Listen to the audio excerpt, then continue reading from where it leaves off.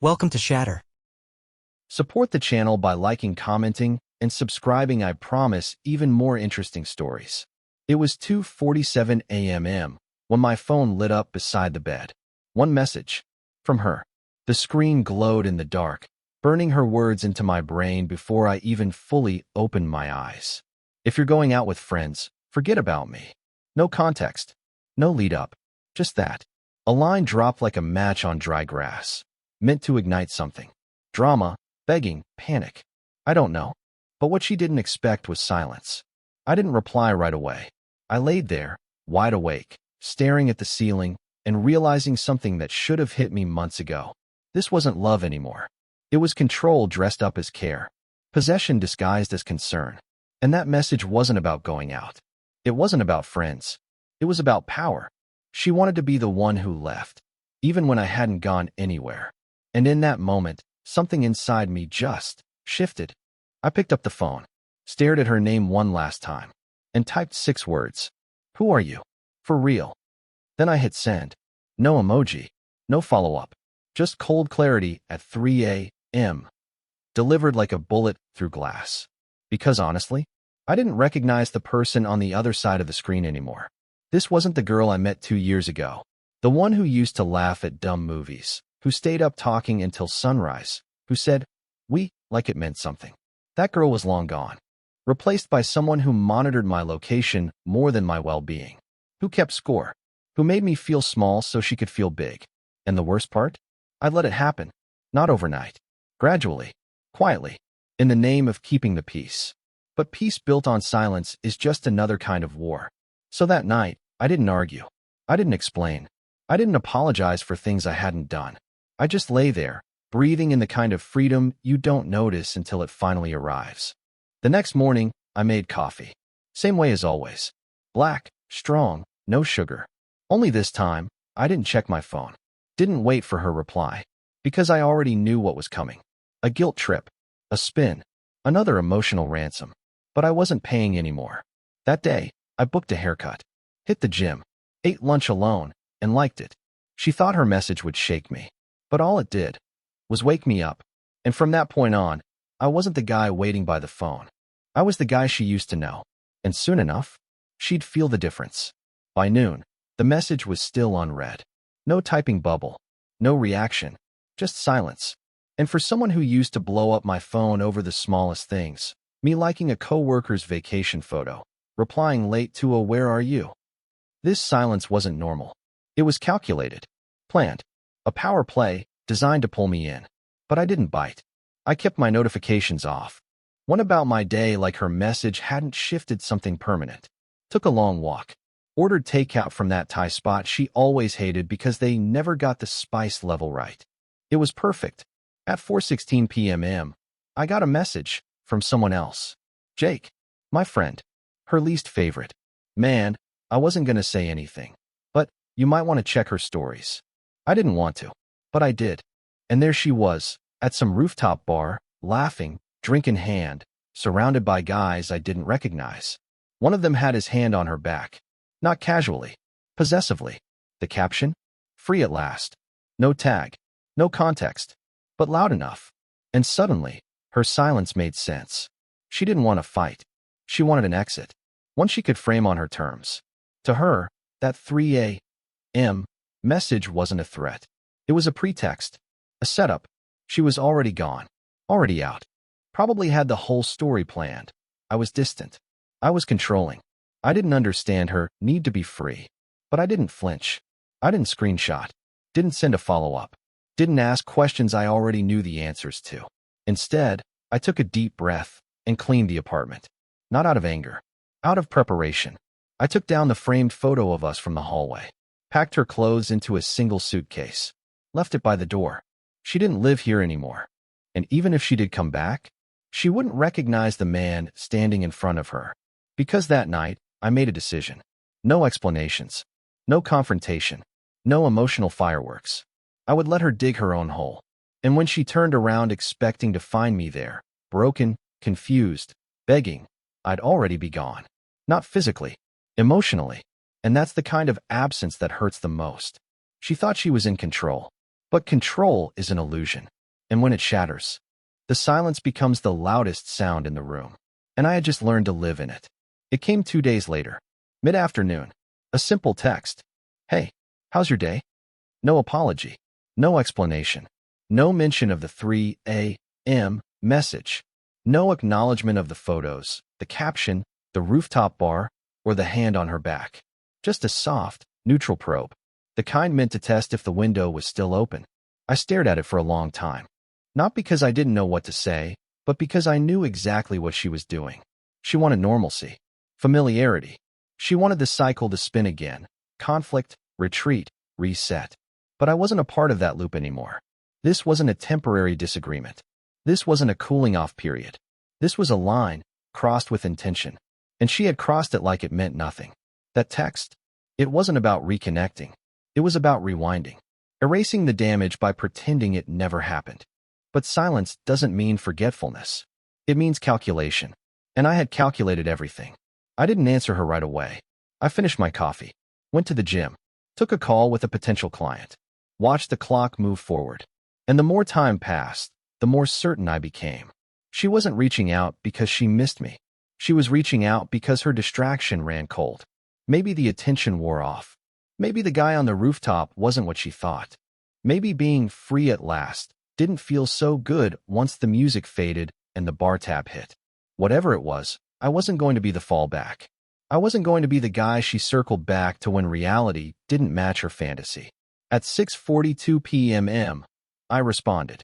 Not a paragraph. Not a novel. Just 5 words. I don't know you anymore. Then I silenced the thread. Not blocked. Just muted. Let her feel what it's like to speak into a void. Let her sit with the weight of not being heard. She texted again at 7:13. Then 8:25. Then at 9:03, she tried calling. I didn't pick up. Because when someone burns the bridge and then asks you to meet them halfway, you let the ashes speak for you. That night, I turned my phone face down and slept deeper than I had in months. No dreams. No doubts. Just space. Space that used to be filled with chaos. Now filled with peace. Because healing doesn't always look like forgiveness. Sometimes, it looks like no reply. By the end of the week, it wasn't just her texts showing up.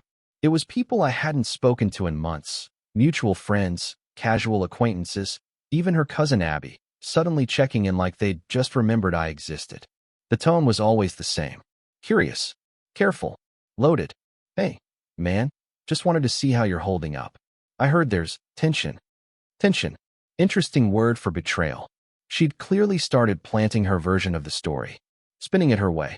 Probably said I ghosted her, that I overreacted, that she never meant the 3 a.m.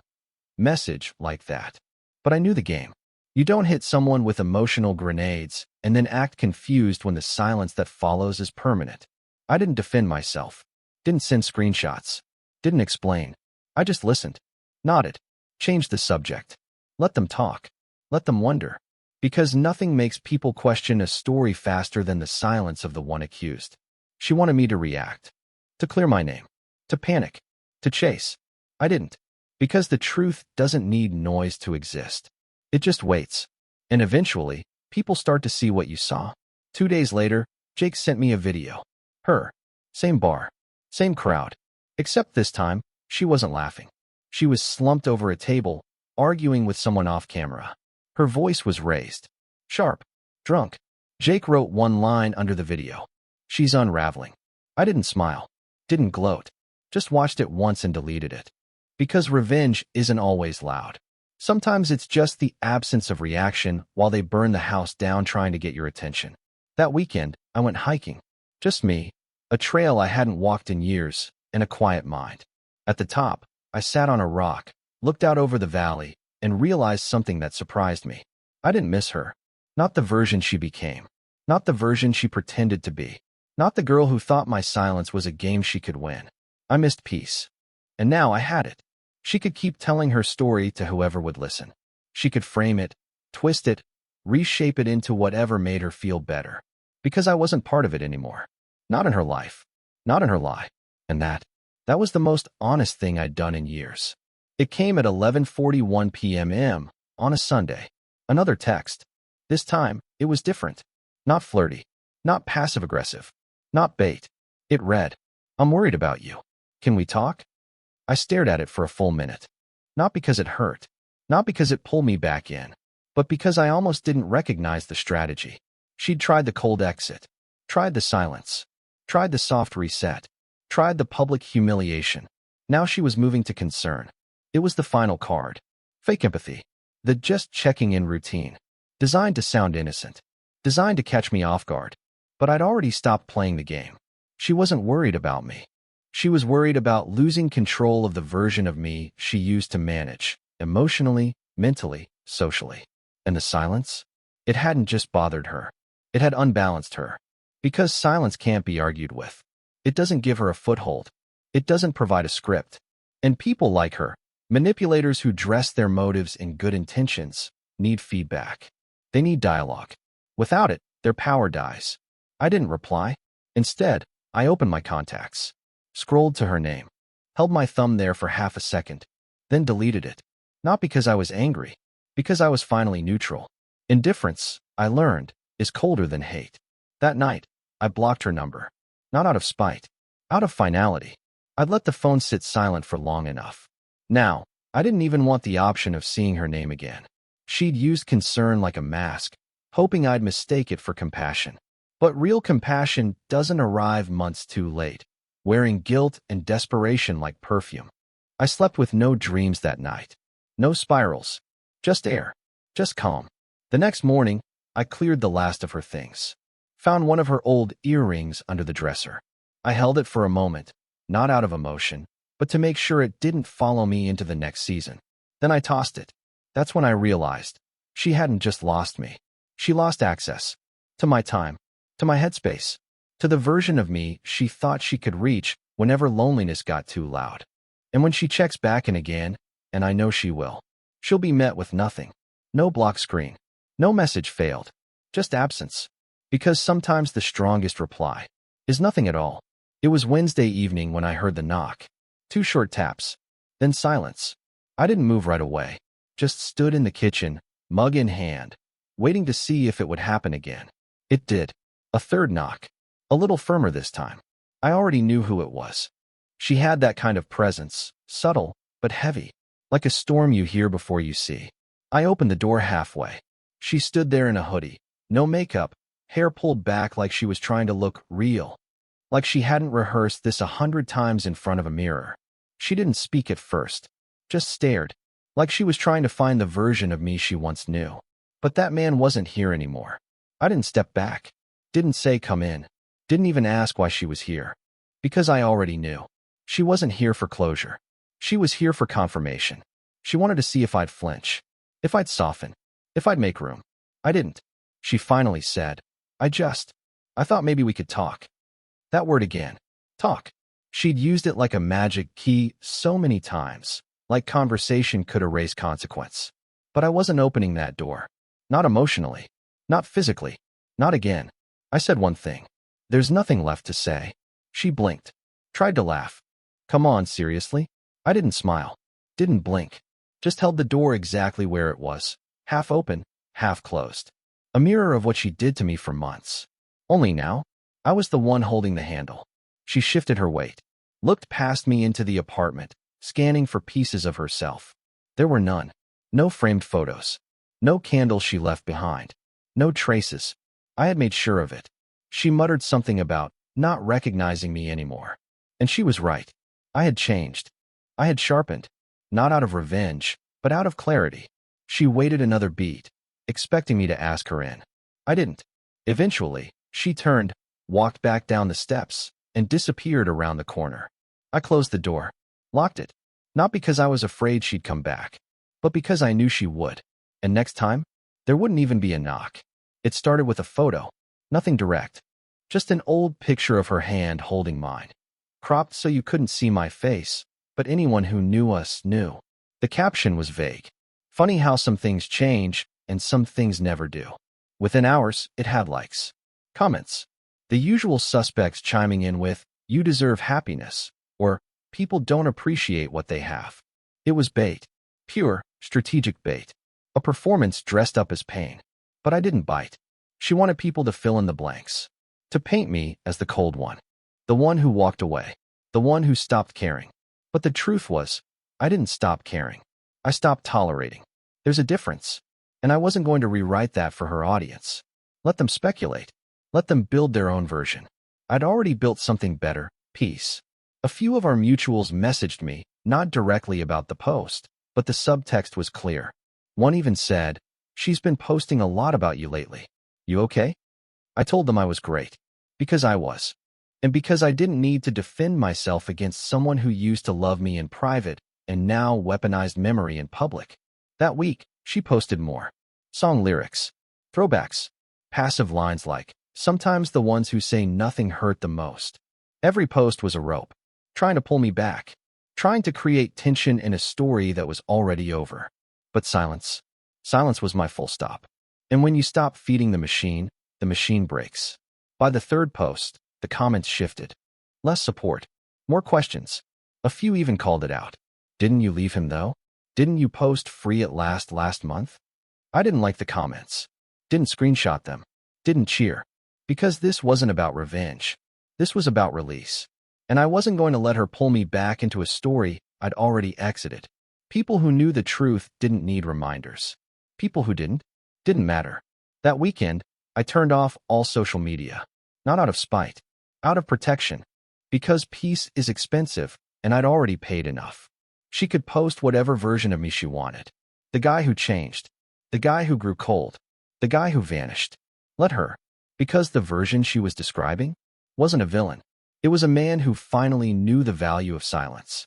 And silence doesn't need an audience. I wasn't looking for her. Wasn't thinking about her. Wasn't even in our part of town. I was grabbing coffee near my new place, halfway through a podcast, when I heard my name. I turned. It was Jenna, her closest friend. The one who used to defend her through everything. The one who used to give me side eyes at parties and pretend it was nothing. Now she was smiling like she'd been meaning to run into me. She didn't waste time. "Hey, look, I don't want to get in the middle of anything, but she's not doing great." I nodded. Didn't respond. She kept talking. "She misses you. She's been crying nonstop. You know how she is. Pride gets in the way, but she thought you'd call. She thought this was just temporary." There it was. The truth, buried under casual words. She didn't believe I meant it. She thought this was just another one of our cycles. That silence was a strategy, not a decision. That I'd cool off, circle back, reset like I always did. But not this time. This time, I didn't circle. I cut. And the wound was intentional. Because some patterns aren't meant to be repaired. They're meant to be retired.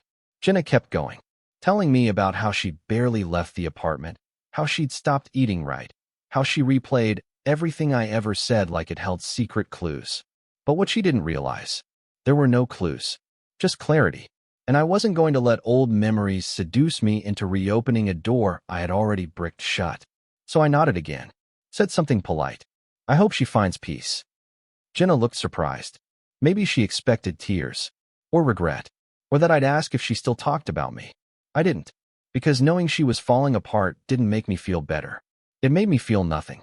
And that's when I knew the healing was real.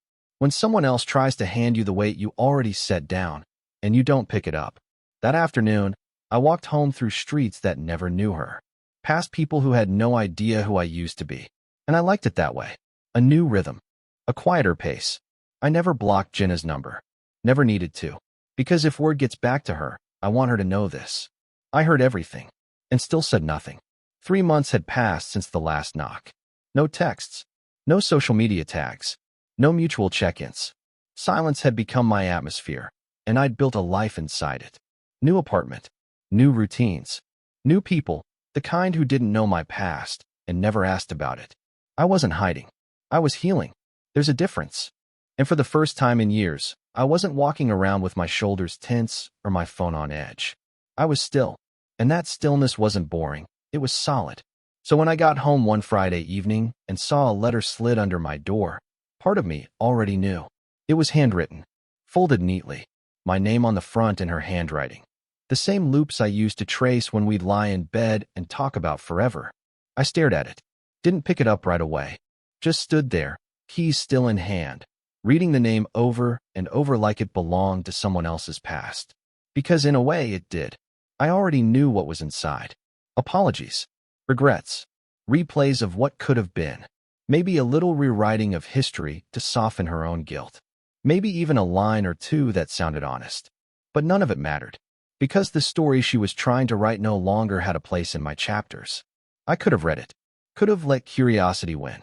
Could have sunk back into that old pattern where I let her words stir things she never intended to fix.